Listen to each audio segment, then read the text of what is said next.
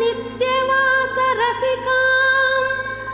తత్క్షాంతి సంవర్ధిని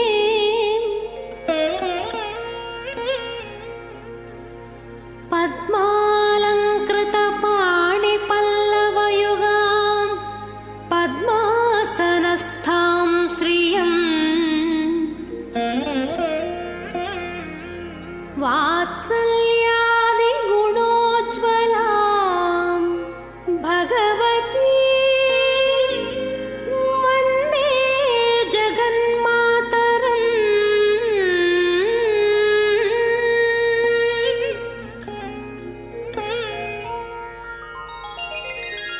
మీ యొక్క ఆచార్యులను, గురువులను, కులదేవతను ప్రార్థన చేయండి. எல்லாரும் உங்களுடைய ஆச்சாரியனை, குலதேவதையை பிரார்த்தனை பண்ணுங்கோ. தாயாரையும் பெருமாளையும் பிரார்த்தனை பண்ணுங்கோ. ஓம் அஸ்மத் குருப்யோ நமஹ, அஸ்மத் பரமகுருப்யோ நமஹ, அஸ்மத் பரமேஷ்டி குருப்யோ நமஹ, அஸ்மத் சர்வகுருப்யோ நமஹ.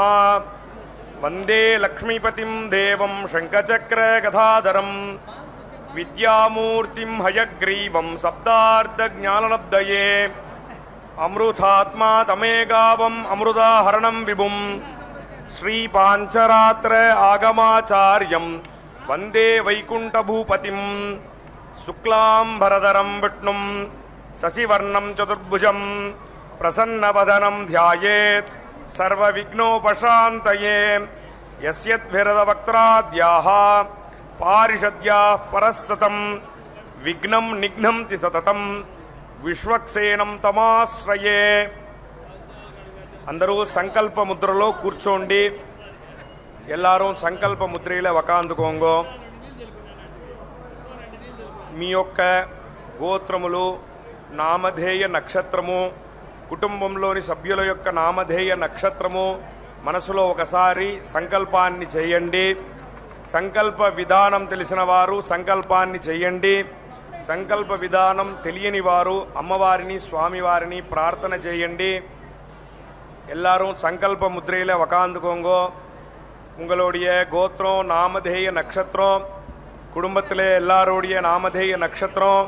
மனசில் ஒரு வாட்டி சங்கல்பத்தை பண்ணுங்கோ. சங்கல்ப விதானம் தெரிஞ்சவா சங்கல்பத்தை பண்ணுங்கோ. சங்கல்ப விதானம் தெரியாதவா தாயாரையும் பெருமாளையும் பிரார்த்தனை பண்ணுங்கோ. சர்வேஷாம் பக்தஜனானாம் க்ஷேமஸ்தைரிய விஜய வீரிய அபய ஆயுராரோக்கிய ஐஸ்வர்ய அபிவிருத்தியர்த்தம் தர்மார்த்த காம்யமோக்ஷ சதுர்வித ஃபலபுருஷார்த்த சித்தியர்த்தம் మనోవాంఛతా ఫలసిద్ధ్యర్థం రాజద్వారే సర్వకార్య అనుకూలత సిద్ధ్యర్థం ఆరోగ్య దృఢగాత్ర వజ్రశరీరాభివృద్ధ్యర్థం లోకక్షేమార్థం శ్రీ పద్మావతి శ్రీనివాస కృపాకటాక్ష సిద్ధ్యర్థం కళ్యాణ మహోత్సవం ఆచార్య ముఖేన అద్య కరిష్యే. సర్వం శ్రీ వెంకటేశార్పణమస్తు. గోవిందా.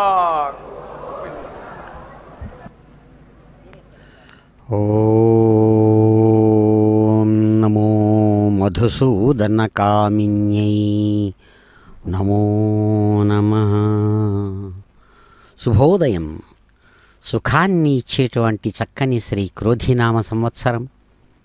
దక్షిణాయనం, వర్ష ఋతువు, శ్రావణమాసం, శుక్లపక్షంతో కూడినటువంటి చక్కని పూర్ణిమా తిథిపూర్వకంగా సాగుతూ ఉన్నటువంటి వ్రతదినంగా చెప్పబడేటువంటి యజుశాఖకు సంబంధించినటువంటిది. అలాగే అందరికీ కూడా యజ్ఞోపవీత ధారణ అనబడేటువంటి గాయత్రి పండుగగా చెప్పబడేటువంటి చక్కని వ్రతదినం. అటువంటి ఈ శుభదినం నాడదిగో మంత్రమూర్తి స్వయంగా బీజాక్షర స్వరూపంగా సాక్షాత్తు లోకనాయకుని చేత ఆవిర్భవింపజేసినటువంటి దివ్య మంత్ర స్వరూపిణి పద్మావతీదేవి తమ యొక్క నిత్య తిరు కళ్యాణోత్సవ విశేషాన్ని తమ తిరుచుకనూరు అగ్రహార గర్భాలయ సమీపంలోని తిరు కళ్యాణ మండపంలో నిర్వహించుకుంటూ ఉన్నటువంటి మంగళకరమైనటువంటి క్షణాలు. జయ జయ దుర్గతి నాశిని కామిని సర్వఫలప్రద శాస్త్రమయే రథ గజ తురగ పదాతి సమావృత పరిజన మండిత లోకనుతే హరిహర బ్రహ్మ సుపూజిత సేవిత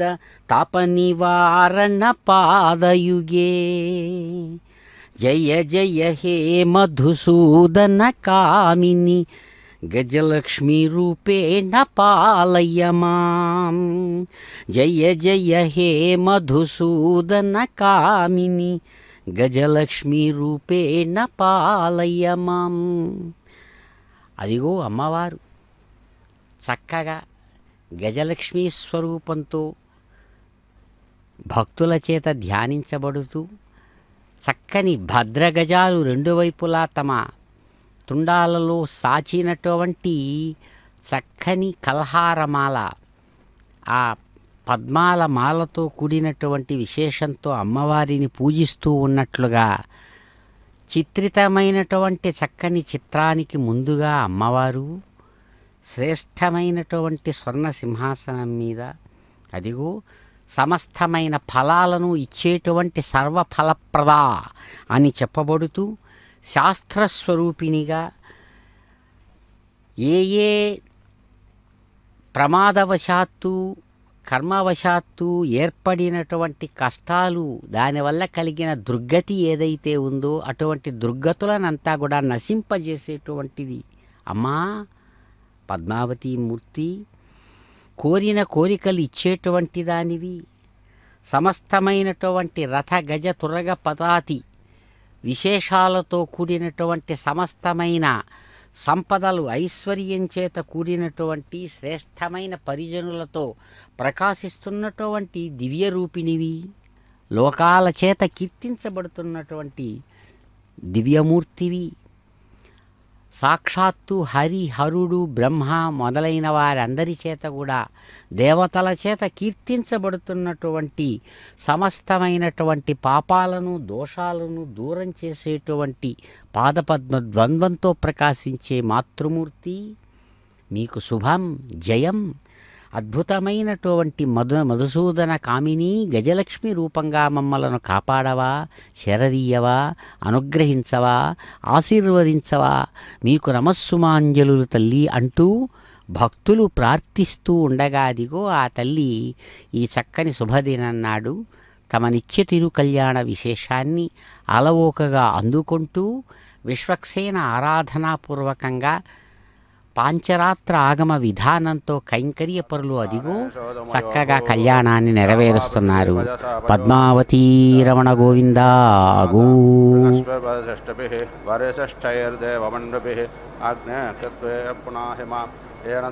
అపునాద తేనాపో దివ్యంగస తేన దివ్యేన బ్రహ్మణ ఇదం బ్రహ్మ పునేమహే విశ్వాపానే రధ్యేతే ఋషభిः సంవతోరసం సర్వస్వదిదపాదనస్సున పావమానో రధ్యేతే ఋషభిः సంవతోరసం తస్మై సరస్వతే దుహే క్షీరకం సర్పిర్మదోగమం పావమానే స్వస్తయనే సుదుఘాగపదస్తుతే ఋషభిः సంవతోరథ బ్రాహ్మణే సమతకం హితం పావమానంతరంతుమా ఇమం లోకమదాగమం కామాన్ సమర్దయంతునః దేవైర్దేవీ సమావృతాః పావమానే స్వస్తయనే సుదుఘాగతశ్చతః ఋషభిः సంవతోరథः బ్రాహ్మణే సమతకం హితం ఏన దేవా పవిత్రేణ ఆత్మానం పునతే సదా తేన సహస్రధారేణ పావమాన్యం పునంతు మాం ప్రాజాపత్యం పవిత్రం సతోద్యాతం హిరణ్మయం తేన బ్రహ్మపితో భయం భూతం బ్రహ్మ పునేమహే ఇంద్రశ్చైవే సగమా పునాదో సోమశ్చస్యావరుణశ్చమాత్యా యమో రాజా ప్రముడా పునాద జాతవేదామోజ్జయంత్యా పునాదో భూర్భువస్వః తత్సంయోరావృణేమహే గాతం యజ్ఞాయ గాతం యజ్ఞపతయే దైవీ స్వస్తిరస్తునః స్వస్తిర్మానుషేభ్యः ఊర్ధ్వం జగాదభేషజం సన్నో అస్తద్ధిపదే संशतश्वते ॐ शान्ति शान्ति शान्तिः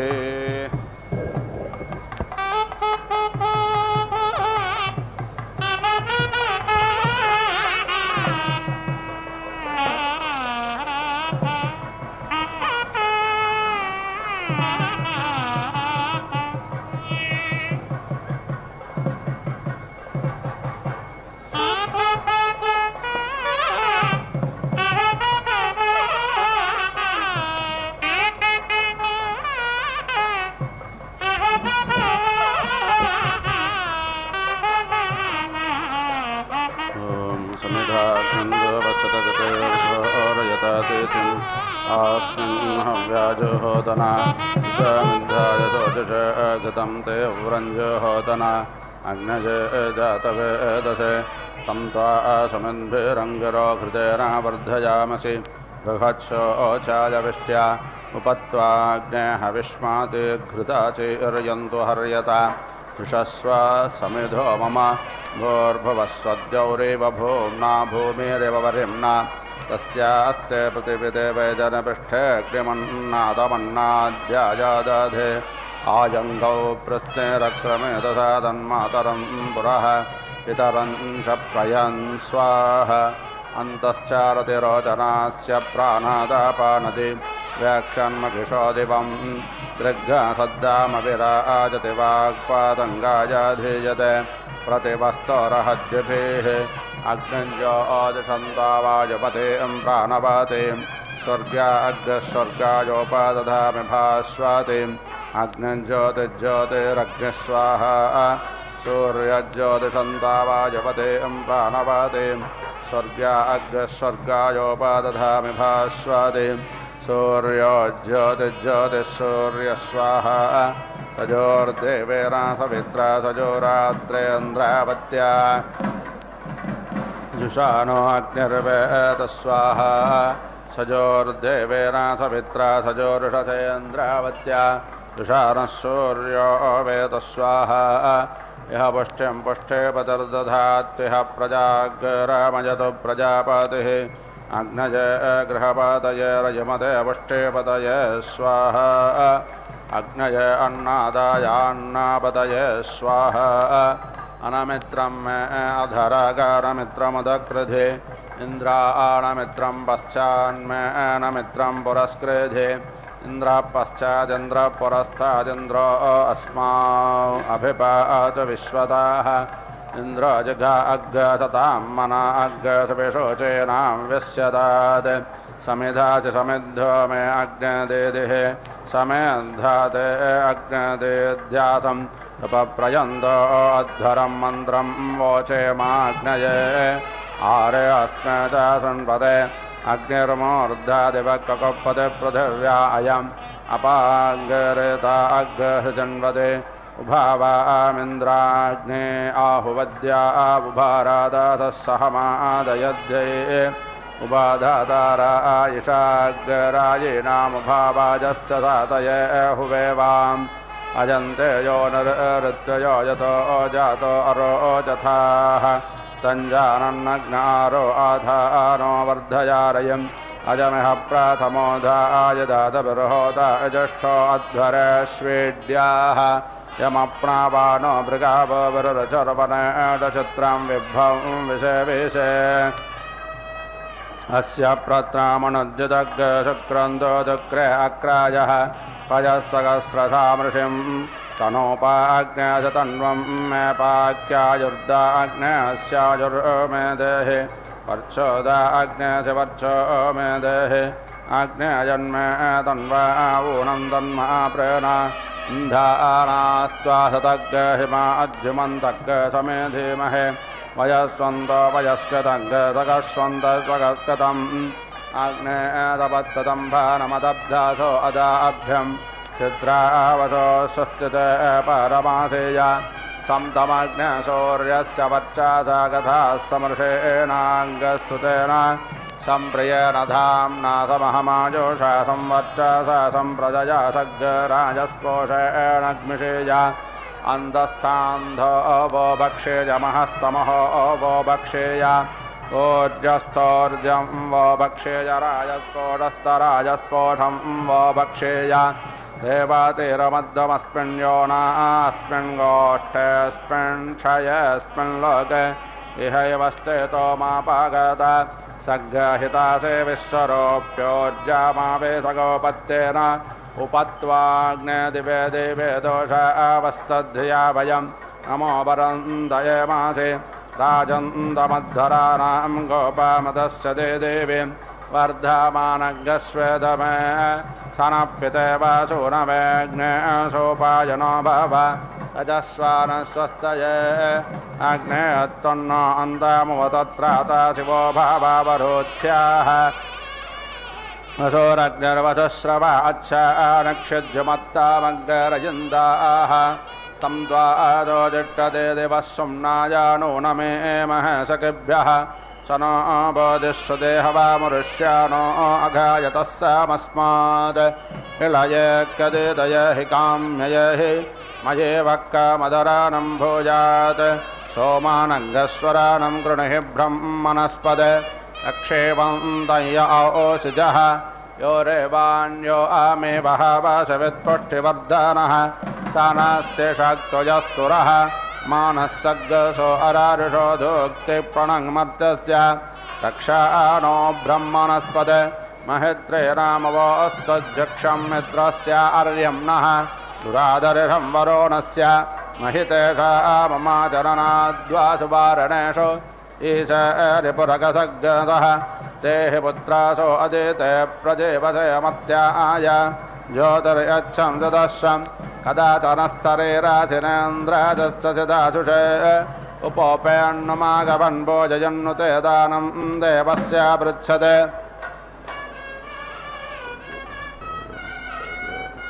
परेते दूरभोरथोऽस्मा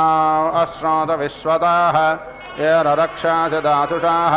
समिद्धो मा समर्धय प्रजया दधनेन च भूर्भुवस्सु प्रजा प्रजया भूजासं सुवीरो वीरे सुपोषपोषैः नर्यप्रजां मे पाहि सग्गस्य पशून्मे पाहि आगन्म विश्ववेदसमस्त्वम्भ्यं वशवित्तामम् अग्ने सम्राळपिज्यं नमपि सह आयच्छस्व अयमङ्गृहपादर्गार्घपत्यप्रजावान् वशवित्तामः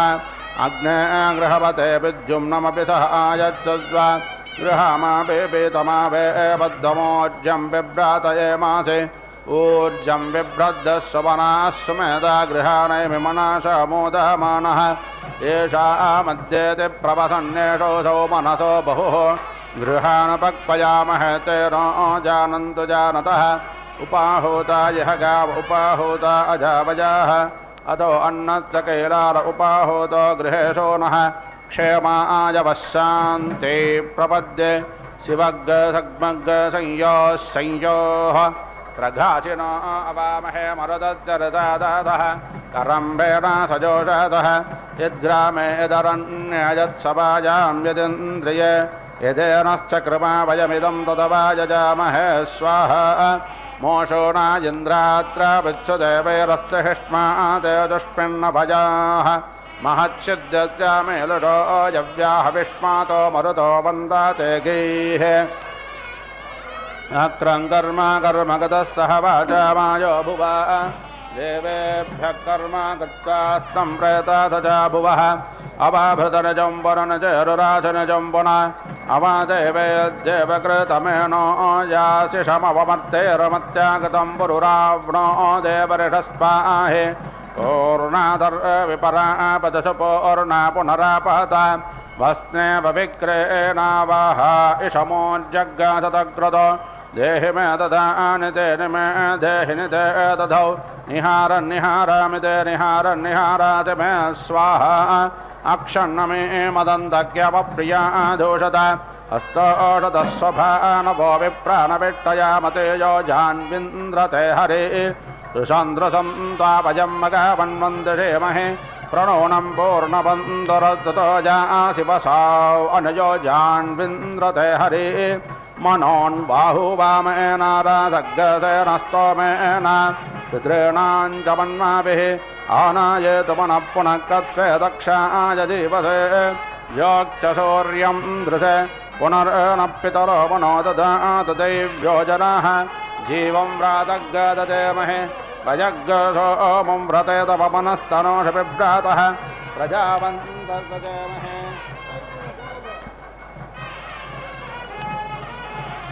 प्रजावन्तसजेमहे एषते रुद्रभागः सहस्रस्राम्भिकया तञ्जोषस्वाहा एषते रुद्रभाग आकुष्टे पशुः अवारुद्रमादे मक्यवादेवं त्र्यम्बकं यथा नो वस्यादस्करद्यथा नश्रेयादस्करद्यथा नो व्यवधादयात् भेषजमाज भेषजङ्गवे स्वाय पुरुषाय भेषजं सुगम्येषाय मेष्यै त्र्यम्बकं यजामहे सुगन्धिं पुष्टिवर्धनम् उर्वारुकमेव बन्धनान् मृत्योर्वक्षेयमामृतात् त्र्यम्बकं यजामहे सुगन्धिं पातिवेदारम् उर्वारुकमेव बन्धनादितो मोक्षेयमामृताः एतेन रुद्रापसेन परो मोजापतोतिः अवाततधन्वापि नागावधकृत्ते वादाहिग्गधन्नशिवशान्तोतिः वाजिनां वाजोऽवत भक्षोऽस्मान् प्रेतसिक्तमृतं बलाय विश्वे देवा अभियच्छं बभोवस्तन्माधिनाथ प्रजयाधनेन वाज्यहं वाजेन चोपाहूत उपाहूतस्य भक्षयामि वाजे वाजे भूयासं सवित्रा प्रचोत दैव्या पावन्दन्तु ते तनो दीर्घायुत्ताय वर्चसे तस्य वज्रत्रयायुषं जपदग्रे त्रयायुषं यद्देवानां त्रयायुषं तन्मे अद्दत्रयायुषं येन दहत प्रगत्पतेरन्द्रजटायुषेवापते तेन देव पापि ब्रह्माणा जीवातावे जीवानाय दीर्घायुत्ताय बलाय वर्चसे सुप्रजात्ताय च सातो जीवधरतः सतम् एतमाकन्मदेव यजानं पृथिव्या यत्र देवासो अजोषन्त विश्वे ऋक्सामाभ्याग्सन्तरन्तो यजुर्भिराजस्पोषेण समिषामादेम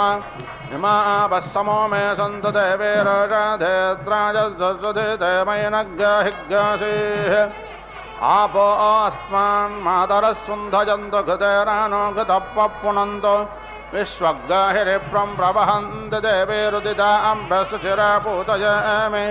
दीक्षातपदास्तनुराजितां त्वा शिवाङ्गसग्नां परेदते भद्रं वर्णं पुष्यन् महीनां पयोऽसि वत्सोदासि वत्सो मे देहि वृत्रस्य कनेनाकाशचक्षुर्दासि चक्षुर्मे देहि चित्पदर्मा पुनातु भाग्पदर्मा पुनातु देवो मातपिता पुनात्तच्छिद्रेण पवित्रेण सूर्यस्य रश्मिभिः तस्या ते पवित्रपते पवित्रा बोधस्तयत्कामः पुणेदच्छाकेयम् आवो देवादयेमहे वामं प्रयच्छध्वरे आवो देवादाशिषो यज्ञयासो अवामहे स्वाहा यज्ञं मनसो स्वाहोरोरन्तरिक्षात् स्वाहाद्यावा पृथिवीभ्यां स्वाहा वादादारभे आगोत्ते प्रयुजग्नय स्वाहा मेधायै वनाजग्नय स्वाहा दीक्षायै तपाजग्नय स्वाहा सरस्वत्यै वोष्णेग्नय स्वाहा आपो देवे बृहदेर्विद्वसम्भुवोद्यावा पृथिवी उर्वन्तरिक्षा बृहस्पताय अभिषा विदेमत्स्वाहा विश्वो देवज्ञानेतुर्मद्धो व्रेदसख्यं विश्वोरायेषुध्यदिद्युम्नं व्रेणेत पुष्यते स्वाहा ऋक्षामयोस्यल्पेस्तस्ते वामारभेते मापातम् आस्तयज्ञस्योदृजाः सर्मा मे यज्जनमस्ते अस्तु मामाहिग्गसेः ऊर्गस्याङ्गिरस्यूर्णं रधा ऊर्जं मे यच्छ सोमस्य नेविराज विष्णोः सर्माज सर्म यजमानस्य इन्द्रश्च योनिरदतु तस्यास्कृशेष्कृधि उच्छ्रायश्च वनस्पतवूर्जोमापाक्यज्ञासः अस्य यज्ञस्योदृजाः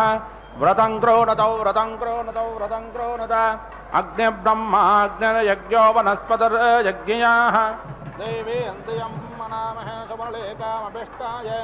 तच्छोधां विश्वधाय शब्दतीर्थानो असद्वसे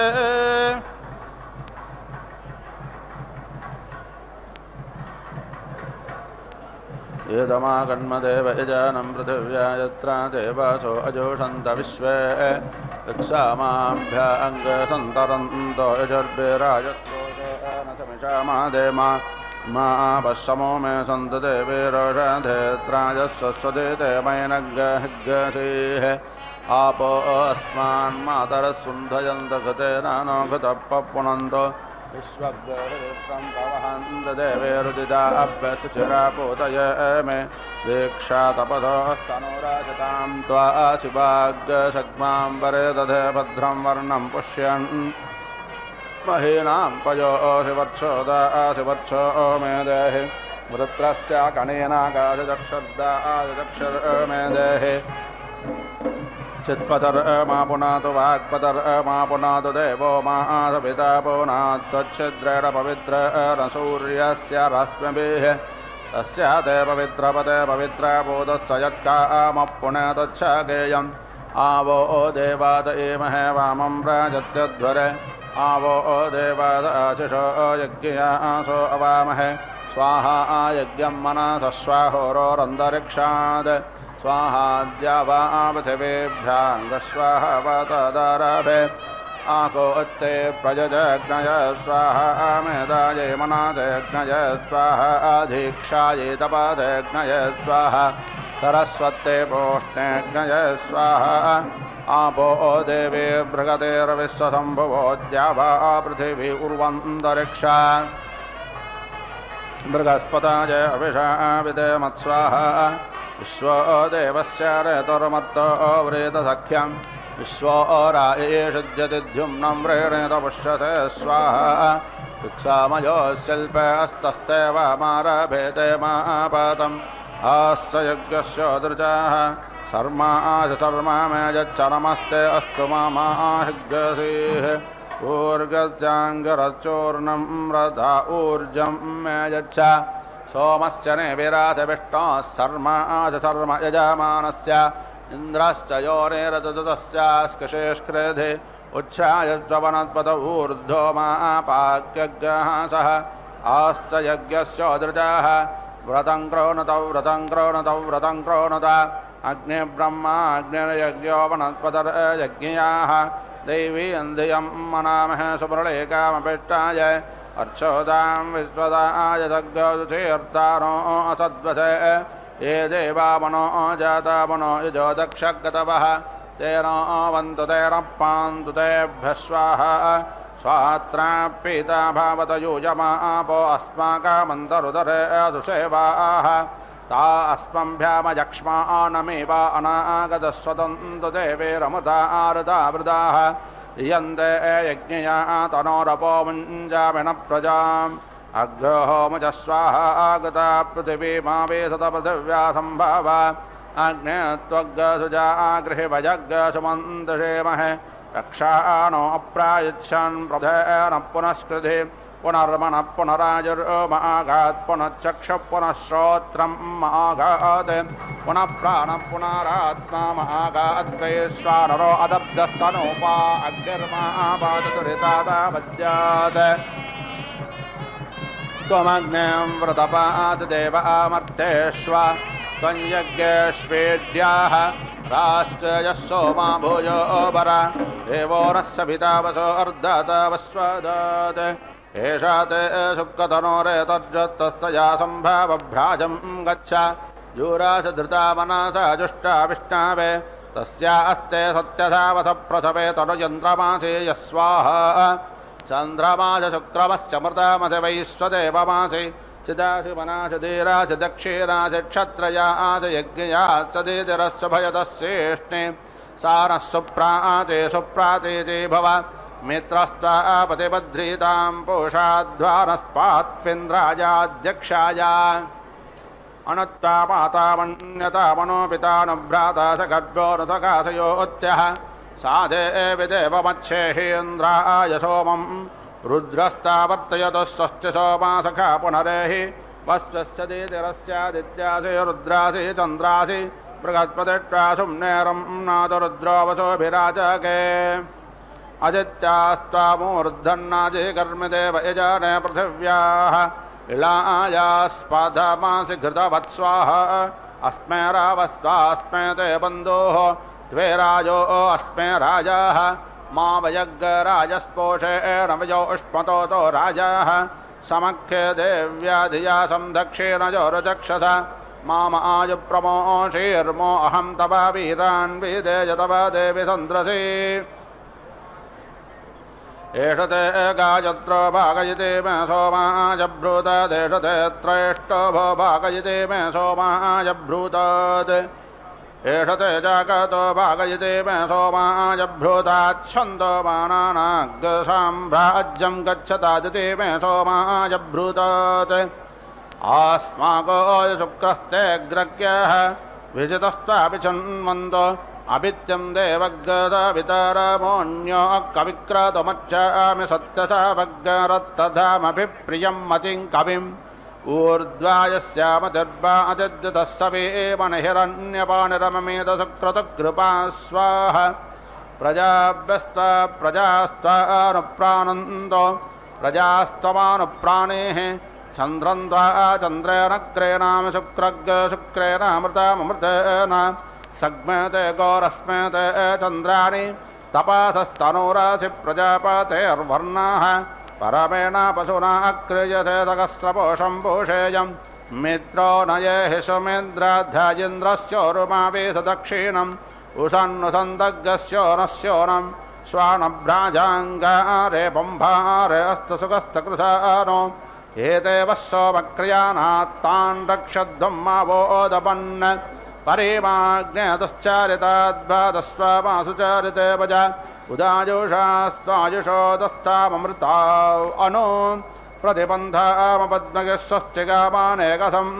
येन विश्वा परिद्विषो प्रणक्ति विन्दते वसु आदित्यास्त्वकश्चदित्ते सदासीद अस्तभ्नाद्यामृषभो अन्तरिक्षममेमीत परिमाणं पृथिव्याः आसीदद्विश्वभुवाराणि सम्राड्विश्वेत्तानि वरोरस्य व्रतानि वने शव्यन्तरिक्षं तथा नवाजमर्वश्चपयावश्रयासो ऋच्छक्रतं वरो नो विक्ष्वग्निं दिवि सौर्यमदधाः सोममद्रौ सूर्यस्य चक्षुरारो आग्नेयरक्षकणीनका यत्रैतसेभिरीजासे भ्राजमानो विपस्थिता उश्रायेतं दुर्वाहो युज्येथ मनश्रु अवीरहणौ ब्रह्मचोदरौ स्वस्ति यजमानस्य गृहान् गच्छतं भद्रो मे प्रजावस्तु भुवत्पते विश्वान्यभिधामानि मात्वा परिपरिणो विदन्मात्वा परिपन्थिनो विदन्मात्वा वृकाघायवो विदन् सेनो भूत्वा परापतयजमानस्य गृहान् गच्छतन्नो सग्गस्कताम् नमो मित्रस्य वरोरस्य चक्षासे महादेवाय तदतग्गसा पर्यत दूरे दृशे देवजाताय केतवे दिवस्पुत्राय सूर्याय सग्गसत वरुणस्योत्तम्भरमसि वरुणश्च स्कम्भसज्जाने स्तः वरुणश्च रथसदन्नसि वरुणश्च रथसदारमसि वरुणश्च रथसदानीमासीद या ते धामानि अभिषायजन्ति ता ते विश्वा परिभूरस्तु यज्ञम् गजस्पारप्रतरानः सुवीरो वीरः प्रजाराजो मधुर्यान् अग्नेस्तनूरासि विष्णावे त्वा सोमस्य तनूरासि विष्णावे त्वा अतिथेरादित्यमासि विष्णावे त्वा स्येनाजत्वा सोममृते विष्णावे त्वाग्नये त्वा राजस्पोषते विष्णावे त्वा अग्नेज्जनित्रामसि विषाणौ स्तः उर्वस्य आजुरासि पुरूरवासि गायत्रेण त्वाच्छन्दस बन्धामि त्रयष्टोभेन त्वाच्छन्दस बन्धामि जागतेन त्वाच्छन्दस बन्धामि भवादन्नः समानसौ सचेतसा अरेपसौ मा यज्ञज्ञहिज्ञज्येष्ठं मा यज्ञपातं जातवेदसौ शिवो भावतमज्जनाः आज्ञा अग्निश्चारति प्रविष्टऋषीणां पुत्रो आभिषस्तिपावा सनस्योरस्य यजाय देहदेवेभ्यो हव्यग्गसतमप्रायच्छन् स्वाहा आपातये त्वा गृह्णामि परे पतये त्वा गृह्णामि तनोनप्त्रे साक्वराय सक्पन्नो ज्येष्ठाय अनादिष्टमस्य रादिष्यं देवारामोजाः अनाभिसस्य विसस्तिपानभिसस्तेऽन्यम् अञ्जात सत्यमुपाकेशग्गसु पितेमाधाः अग्ने अमृतपास्त्वेव्रतपाः यातव तनोर्यज्ञसामयिया मम तनोरेषा सा त्वयि सहरौ व्रतपते व्रतान्यनो मे दीक्षां दीक्षापातिरमग्गस्तानुतपस्तपस्पतिः अग्गसुरग्गसुष्टे देव सोमाप्यायतमिन्द्रायै कदनविदे आतुभ्यमिन्द्रप्यायतमात्तमिन्द्रायप्यायस्व आप्यायजास्मान् सखे संन्यामेधया स्वस्तिते देव सोमसत्यामधुरचामतेजा येष्टाराजप्रेषे भगाय ऋतमृतपादिभ्यो नमो दिवे नमः पृथिव्यै याते अग्नेयस्तया तनोरवरजट्टागक्वरेष्ठ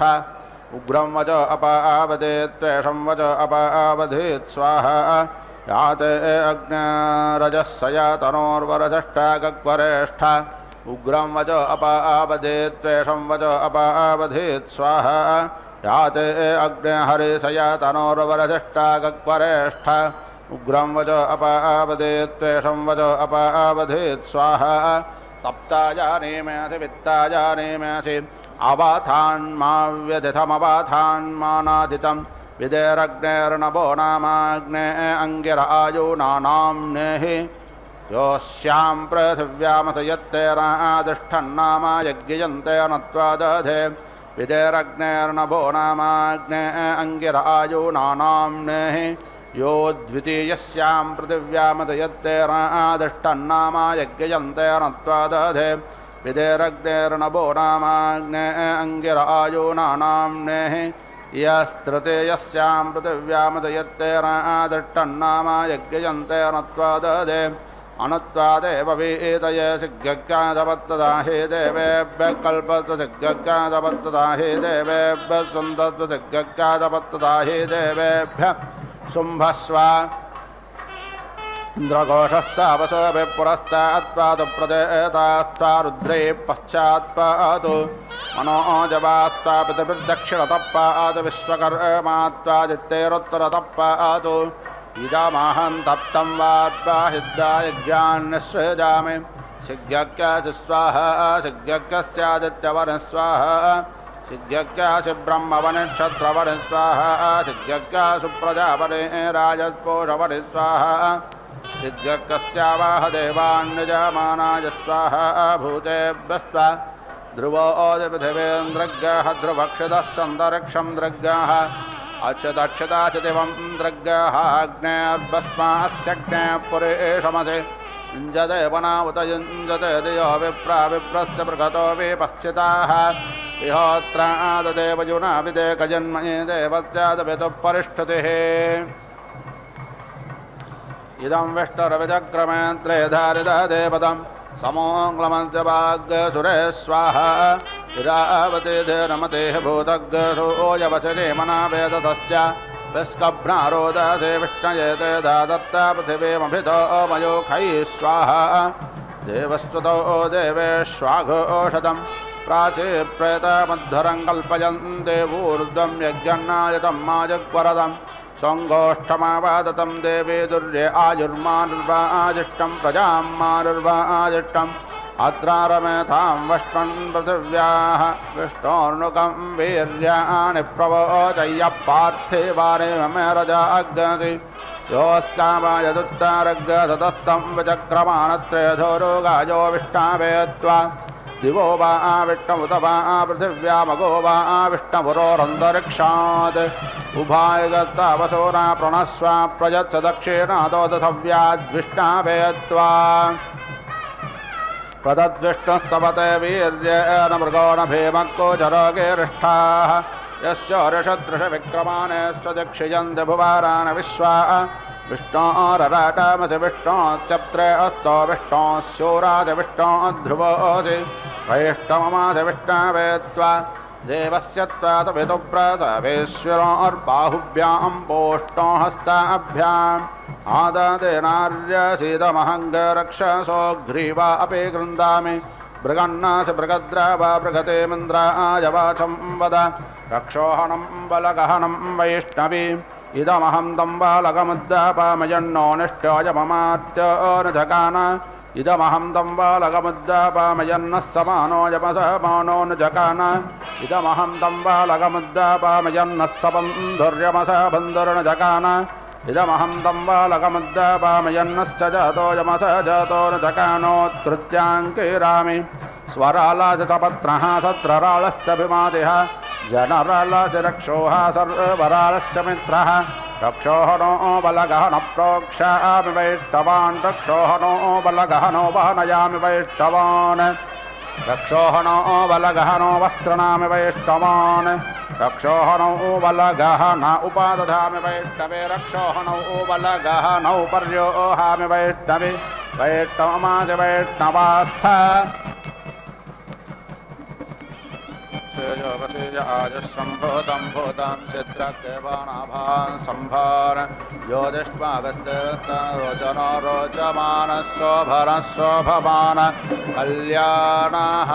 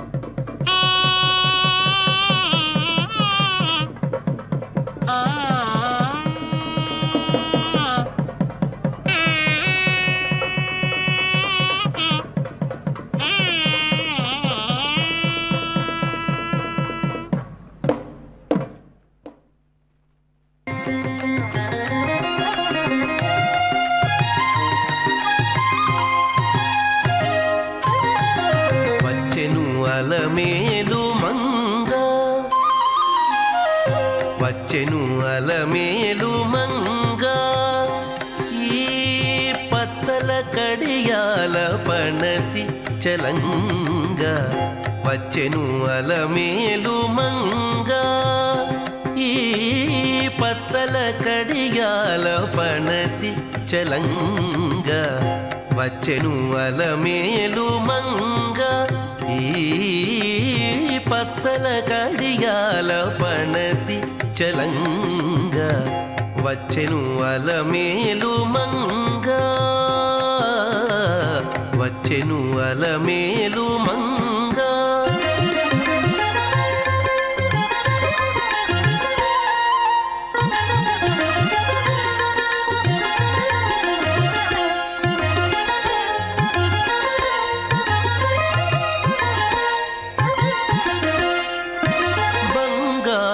చేది విటీలు పూని బంగారు చేది విటీలు పూని శృంగారవతులు వేవేలో రాగా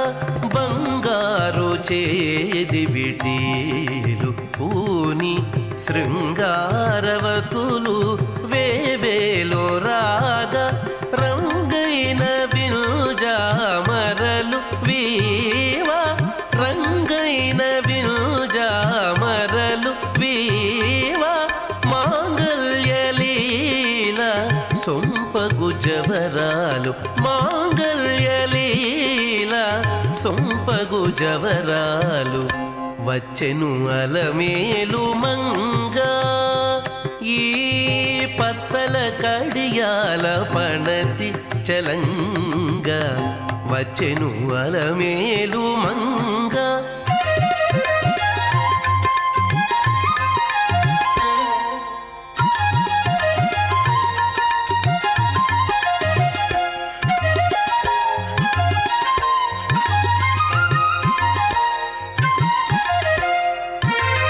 పలుకుల తేనియలోలుకా పలుకుల తేనియలోలుకా చెంత చిలుకలు కలకల పలుకా పలుకుల తేనియలోలుకా చెంత చిలుకలు కలకల పలుకా ప్రబల గెలుపు పావలు ముద్దుగులుక మీటి కలికి చూపుల మొనలు తడుకని చిలుక వచ్చెను అలమేలు మంగా ప్రబల గెలుపు పావలు ముద్దుగులుక మీటి కలికి చూపుల మొనలు తడుకని చిలుక వచ్చెను అలమేలు మంగా ఈ పచ్చల కడియాల పణతి చలంగా వచ్చెను అలమేలు మంగా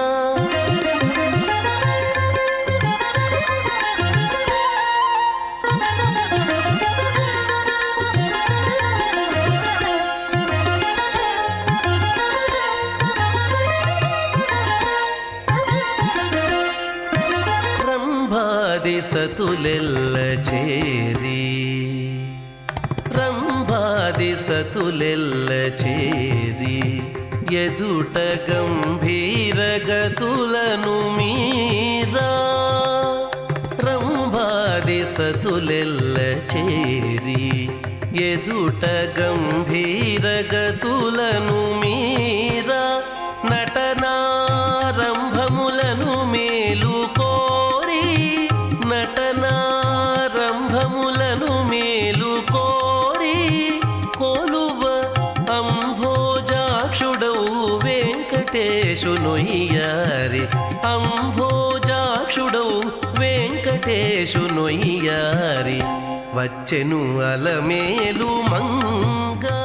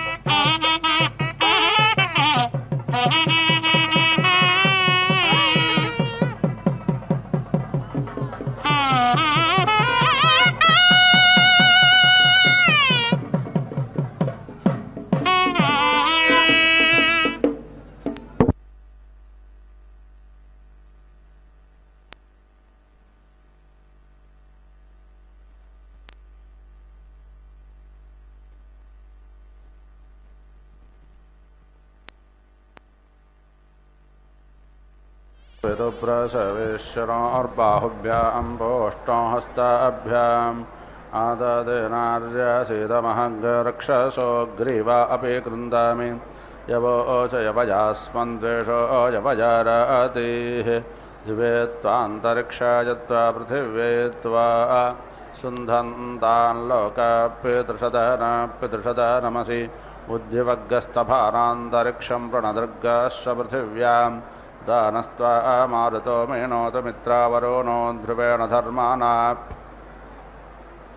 ब्रह्मवने त्वा क्षत्रवने राजस्पोषवने पर्योहामि ब्रह्मा दृग्गः क्षत्रं दृग्ग आयदृग्गः प्रजां दृग्गः ध्रुवासि ध्रुवोऽस्मिन् यजमान आयताने भूयात् घृतेनद्या वा पृथिवी पूर्यथामिन्द्रस्य क्षतिराति विश्वजनस्य छाया ॐ पूर्णाहुतिरुत्तमां जुहोति सर्वं वै पूर्णाहुतिः सर्वमेवाप्नोति अथो ययं वै पूर्णाहुतिः अस्यामेव प्रतिष्ठति ॐ नारायणाय विद्महे वासुदेवाय धीमहि तन्नो विष्णुः प्रचोदयात् स्वाहा ॐ महादेव्याय विद्महे विष्णुभद्राय धीमहि तन्नो लक्ष्मी प्रचोदयात् स्वाहा